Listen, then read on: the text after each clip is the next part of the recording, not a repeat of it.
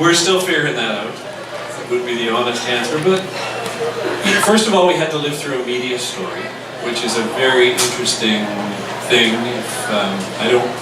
Like a lot of things like floods, I don't necessarily recommend it, but if you get the opportunity, you really grow from it. You know, we had to just let time pass, and a brand starts to be about yourself and about your connection to the community. This is still a pretty small town, and our brand is still very centered in Calgary. I mean, it's kind of ridiculous. You know, you talk about selling underwear for prostate cancer. I was at the framing store across the street when you were doing that. I remember that, and we just met tonight for the first time, but our kids know each other and sort of our nannies. So this is Calgary, and you just got to give it time and let people get to know who you really are.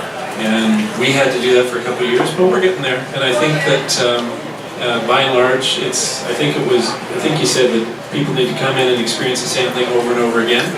They need to learn to trust. And so you just keep giving them a good reason to trust. For you, was it when everyone showed up naked at your store and you're like, I made it here? No, not at all. I mean, that's awesome that we can get. I mean, this year was a big year for me. Top 40 under 40. We were mentioned in the New York Times. We were nominated for Calgary Chamber of Commerce Award all within 3 weeks, and it was like, oh my God, we made it. And then November sucked, and I was like, really? But December totally rocked. So it's constantly evolving. We're trying to give the same experience. I've really invested in some people. I have a gal that has an MBA in HR. Who's my right hand, and when she sat down for the interview, I said, you do know this is retail, right? And she was making over 100 grand a year where she was, but I found the right person who wants to be on the bus.